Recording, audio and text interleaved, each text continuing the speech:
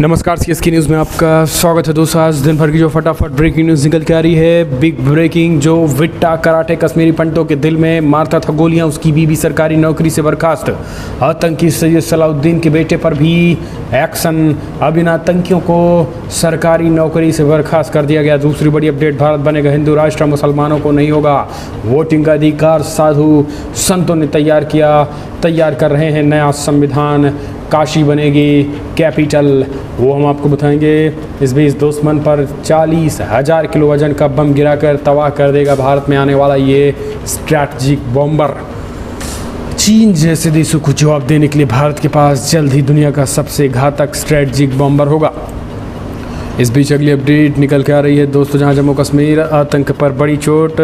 Vitta karate की पत्नी और सैयद सलाउद्दीन के बेटे भी 4 सरकारी कर्मचारी बर्खास्त। ये एलजी मनोज सिन्हा का बड़ा ऐलान। वहीं हर घर तिरंगा अभियान के तहत गृह मंत्री से लेकर तमाम मंत्रिमंडल के नेताओं ने अपने अपने घरों पर फहराया तिरंगा। वहीं अगली अपडेट निकल के आ रही है दोस्तों, जहां संघ प्रमुख मोहन भागवत और आरएसएस के ट्विटर अकाउंट की डीपी बदली, वहाँ तिरंगा लगा दिया गया है। ये बड़ी खबर निकल के आ रही है, यानी पूरी तरीके से तिरंगा संघ ने भी और संघ प्रमुख मोहन भागवत ने भी फहराया। कांग्रेस के मुंह पे करारा तमाचा, वो भी हम आपको बताएंगे। पाकिस्तान में रद्द हुआ ARY टीवी चैनल का लाइसेंस, सेना के खिलाफ भड़काने का लगाया आरोप, वो बताएंगे। लेकिन उससे पहले एक छोटा सा निवेदन, अगर आपने चैनल को सब्सक्राइब नहीं किया तो पल पल के अपडेट के लिए चैनल को सब्सक्राइब करना ना भूलो। इस देश के इंडियन आर्मी के लिए जय हिंद लिखना मत भूलिएगा दोस्तों। दरअसल पहली बड़ी अपडेट निकल के आ रही है, जम्मू कश्मीर में ताबड़तोड़ कार्रवाई की गई है और आतंक पर बड़ी चोट हुई है। विट्टा कराटे की पत्नी और सैयद सलाउद्दीन के बेटे समेत 4 सरकारी कर्मचारी बर्खास्त। आतंकियों के खिलाफ ये बड़ी कार्रवाई की गई है।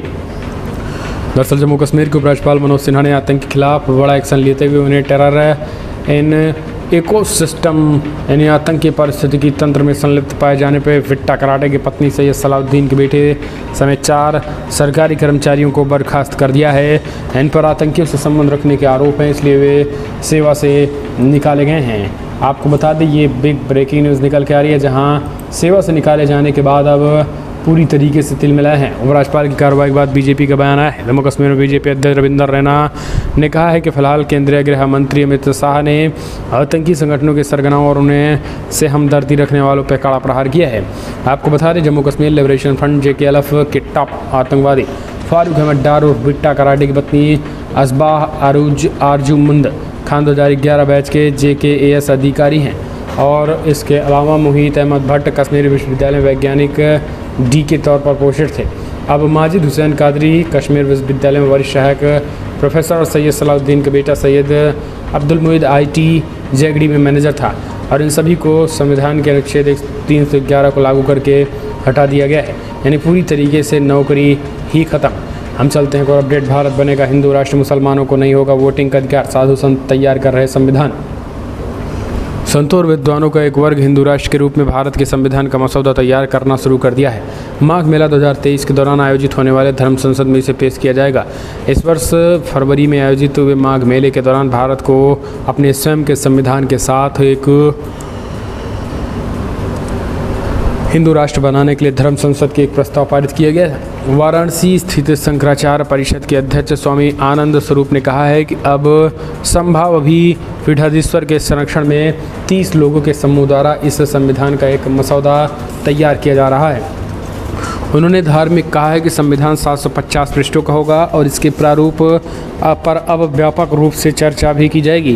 धार्मिक विद्वानों और विभिन्न क्षेत्रों के विशेषज्ञों के साथ विचार विमर्श के बाद वाद विवाद होगा और इसी आधार पर प्रयागराज में होने वाले माघ मेला 2023 में आधा संविधान करीब 300 पेज जारी किया जाएगा। इसके लिए धर्म संसद का आयोजन किया जाएगा। उन्होंने कहा है कि अब तक 32 पेज तैयार किया गया है, जिनमें शिक्षा, रक्षा, कानून व्यवस्था, मतदान की व्यवस्था समेत अन्य विषयों में जुड़े पहलू शामिल हैं। उन्होंने कहा है कि इस हिंदू राष्ट्र संविधान के अनुसार दिल्ली के बजाय वाराणसी देश की राजधानी होगी। इसके अलावा काशी में धर्म संसद बनाने का भी प्रस्ताव है। मसौदा तैयार करने वाले समूह में हिंदू राष्ट्र निर्माण समिति के प्रमुख कमलेश्वर उपाध्याय, सुप्रीम कोर्ट के वरिष्ठ वकील VN रेड्डी, रक्षा विशेषज्ञ आनंद वर्धन, सनातन धर्म के विद्वान चक्रपाणी मिश्रा और विश्व हिंदू महासंघ के अध्यक्ष अजय सिंह सहित समेत अन्य शामिल हैं। एक तरीके से मसौदा 2023 में पेश किया जाएगा, तो इसमें संघ की भी कहीं ना कहीं भूमिका है और संघ भी इस संविधान को ड्राफ्ट को तैयार करवाने में अहम भूमिका निभा रहा है। तो दोस्तों, अगर आप भी मानते हैं कि देश में मुसलमानों के वोटिंग राइट को ख़त्म करना चाहिए तो इस वीडियो को लाइक करें, ज़्यादा से ज़्यादा शेयर करें। हम चलते हैं, एक और अपडेट निकल के आ रही है दोस्तों, आपको बता दें जहां बिग ब्रेकिंग न्यूज़ निकल के आ रही है दोस्तों। दुश्मन पर 40,000 किलो वजन का बम गिराकर तबाह कर देगा भारत में आने वाला ये स्ट्रेटजिक बॉम्बर। दोस्तों चीन जैसे देशों को जवाब देने के लिए भारत के पास जल्द ही दुनिया का सबसे घातक स्ट्रेटजिक बॉम्बर होगा। भारत इसे रूस से खरीदने की तैयारी कर रहा है। चीन ने पिछले साल नवंबर में भारतीय सीमा पर अपने स्ट्रेटजिक बॉम्बर HCK की तैनाती की थी। जल्द ही इस तरीके के तनाव से निपटने के लिए 40,000 किलो वजन का बम गिराकर दुश्मन को ध्वस्त करने वाला स्ट्रेटजिक बॉम्बर TU-160 भारत के पास होगा। स्ट्रेटजिक बॉम्बर TU-160 कई मायने में खास है, जैसे आवाज़ के मुकाबले दोगुनी तेज़ रफ्तार के साथ उड़ता है और दुनिया में सबसे तेज़ी से चलने वाला बड़ा फाइटर प्लेन यही बताया गया। हम चलते हैं, एक और अपडेट निकल के आ रही है दोस्तों, आपको बता दें जहां अब भारत चीन के बीच कब सुधरेंगे संबंध, विदेश मंत्री एस जयशंकर ने दिया जवाब। CPEC पर भी कही बड़ी बात। दरअसल वास्तविक नियंत्रण रेखा LAC पे भारत और चीन के संबंध में काफ़ी ख़राब है। इसे पटरी पर लाने के लिए कई दौर की बातचीत हो चुकी है, लेकिन दोनों देशों के बीच संबंध अभी भी सामान्य नहीं हुए हैं। इसी बीच भारत के विदेश मंत्री एस जयशंकर ने शुक्रवार को कहा है कि भारत चीन संबंध तब तक सामान्य नहीं हो सकता जब तक सीमा की स्थिति सामान्य नहीं होती है। उन्होंने कहा है कि अगर चीन सीमावर्ती क्षेत्रों में शांति भंग करता है तो ये संबंधों को और प्रभावित करेगा। विदेश मंत्री एस जयशंकर ने बेंगलुरु में कहा है कि हमने अपनी स्थिति बनाए रखी है और अगर चीन सीमावर्ती क्षेत्रों में शांति भंग करता है तो हमारे संबंधों को प्रभावित करेगा और हमारे संबंध सामान्य नहीं हैं। ये तब तक सामान्य नहीं हो सकता जब तक सीमा की स्थिति सामान्य नहीं होती। हम चलते हैं, और अपडेट निकल के आई है दोस्तों। हर घर तिरंगा अभियान के समर्थन में RSS वीडियो में झंडा फहराते दिखे मोहन भागवत। DP भी RSS ट्विटर पर DP RSS और मोहन भागवत दोनों को बदली। राष्ट्रीय स्वयंसेवक संघ ने शुक्रवार को अपने सोशल मीडिया प्लेटफॉर्म की प्रोफाइल पिक बदल ली और तिरंगा लगा दिया। दरअसल प्रधानमंत्री मोदी ने 75वें स्वतंत्रता दिवस से पहले लोगों से अपनी DP बदलने की भी अपील की थी। RSS और संघ प्रमुख मोहन भागवत समेत संघ से जुड़े कई पदाधिकारियों ने अभी तक अपनी DP नहीं बदली और इसी को लेकर विपक्ष हमलावर बना हुआ था। लेकिन आपको बता दें, अब संघ ने एक तरीके से बड़ा झटका दिया है उन लोगों को जो लोग लगातार सवाल खड़े कर रहे थे, खास करके मोहन भागवत पर। ये कह रहे थे कि भाई साहब मोहन भागवत और संघ कब तिरंगा फहराएगा। तो अब social media Twitter account RSS और मोहन भागवत दोनों का जो है वो ट्विटर अकाउंट पे बदल गया।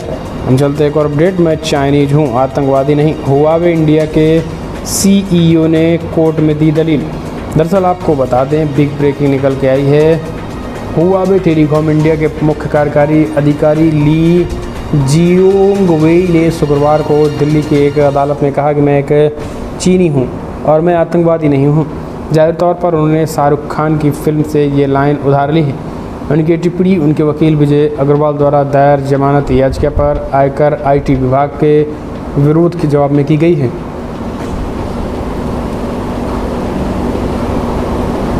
विभाग ने कोर्ट में याचिका खारिज करने की अपील की थी। आपको बता दें, film my name is Khan में शाहरुख खान ने कहा था कि my name is Khan and my am not a terrorist.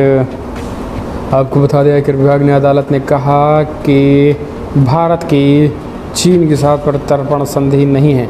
अगर CEU चीन के लिए रवाना हो जाता है तो फिर उसे वापस लाना मुश्किल होगा।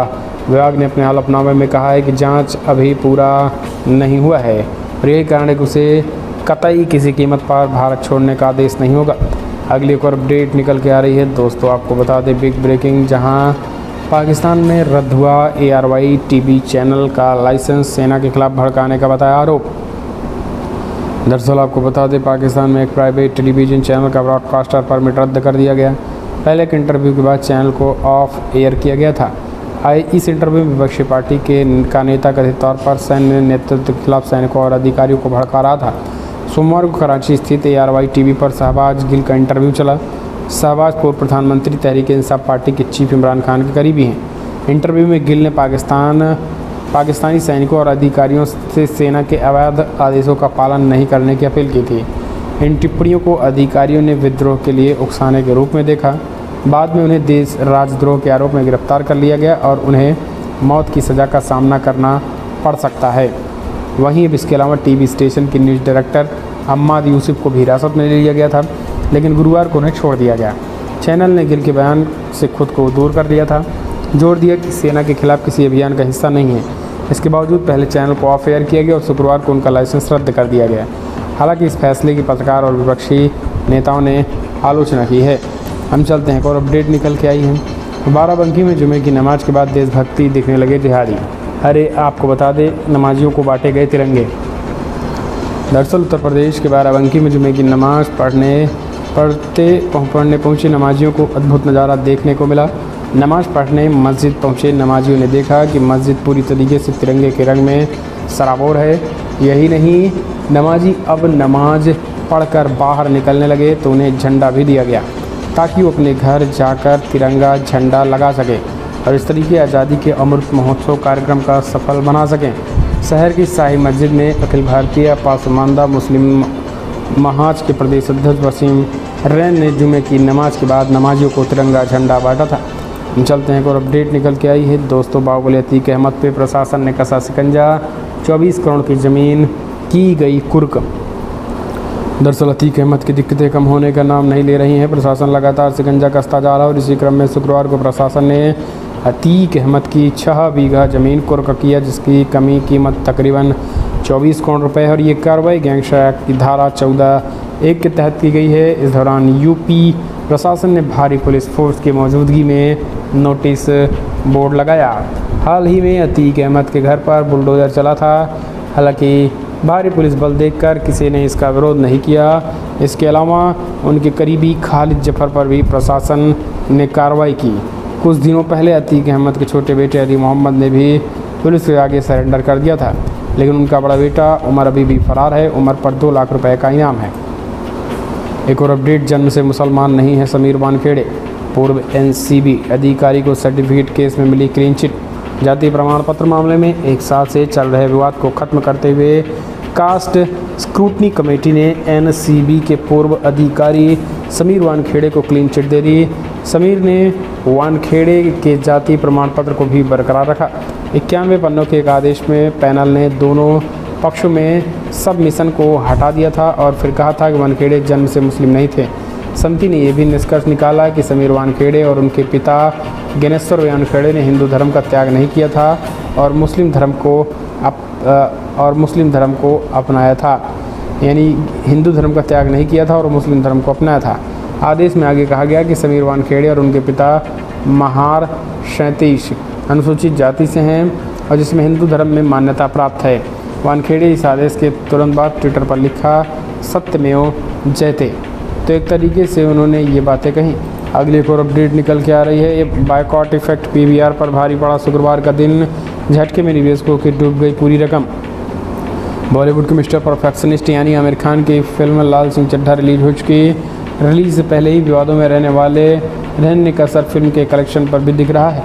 उम्मीद से कम कलेक्शन होने की वजह से मल्टीप्लेक्स PVR का शेयर बुरी तरीके से धाराशायी हो गया और निवेशकों की बड़ी रकम डूब गई।